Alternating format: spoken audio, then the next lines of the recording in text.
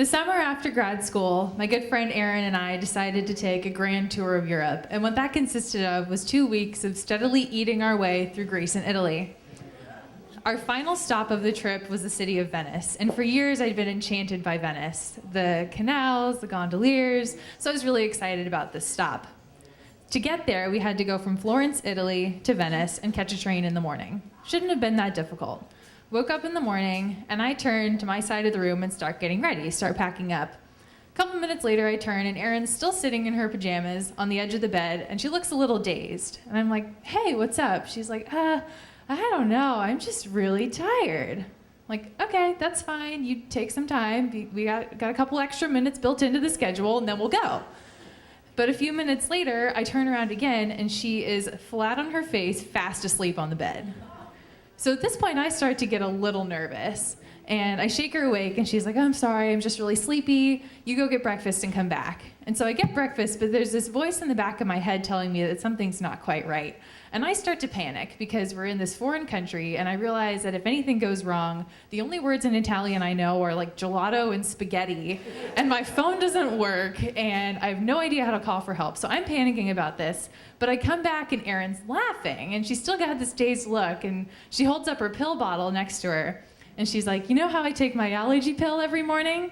I'm like, yeah. She's like, you know what pills I also put in my allergy bottle? I'm like, no. She's like, my backup Ambien. So at 7 in the morning, Erin accidentally took an entire Ambien pill instead of her allergy pill. Ambien takes 8 hours to wear off. So with that knowledge, the two of us set off into the streets of Florence to catch our train that was coming in the next 20 minutes. Florence is a beautiful city. It's old, there's cobblestones everywhere. Cobblestones are terrible if you have a rolling suitcase, and they're even more terrible if the person carrying that rolling suitcase is acting like a drunken toddler.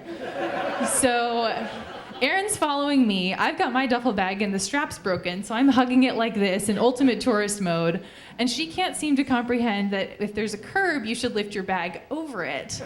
So she bumps into like 8 or so curbs before I finally take her bag and my bag, and she's following behind me and like a sleepy little puppy dog. And we finally make it to the train station with 5 minutes to spare. And of course, our train is the last one on the platform. Ambien's an interesting drug because it made her extremely calm and chill, and it made me extremely tense. So I'm there, and I'm like, okay, Erin, we need to go. And she's like, we have so much time, so much time. I'm like, no, we have 2 minutes. That is not a lot of time. But we eventually make it with 1 minute to spare. I've got both of her bags. I jam it on the train, and we sit down, and she's like, these seats are really hard. I'm not going to be able to fall asleep on this. And I'm like, really? 3 minutes later, she was out cold. Like the good friend that I am, I take a bunch of pictures of her, and then I relax for the next hour or so until our train gets in.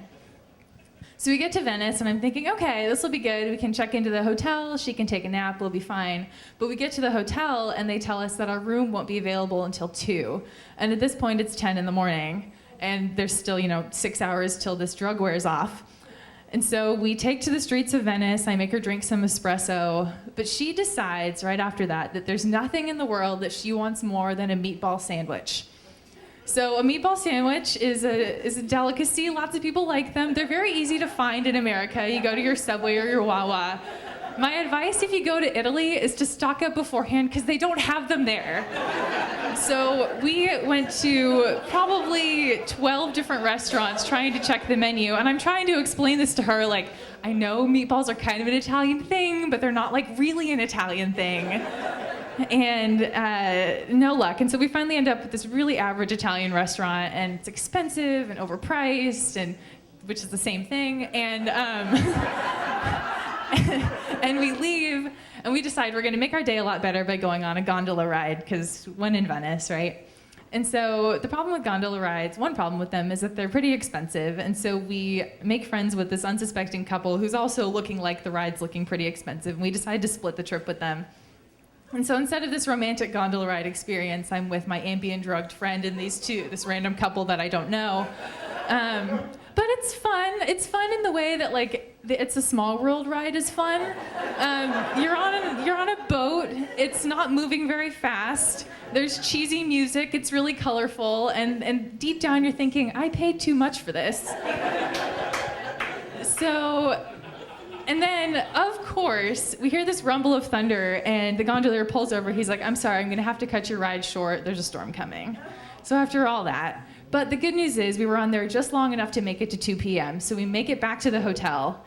We both take a really long nap.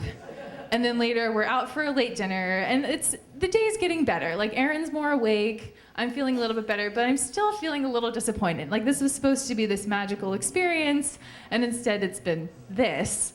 And but we're walking around late after dinner, and the thunderstorm starts rolling back in again. And most of the tourists, they start scattering, and the shopkeepers go inside. But the rain hasn't started yet. It's just a lot of thunder and this really magnificent lightning. And so Erin and I keep wandering around, partly because we're lost. Venice is really difficult to navigate, but also because it was a really beautiful night. And I remember standing on this bridge, and the sky is this amazing purple, and you can see these bolts of lightning just kissing the water off in the distance.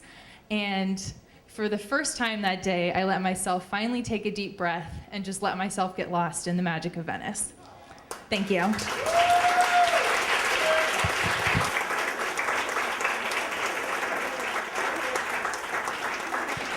Allie, everybody.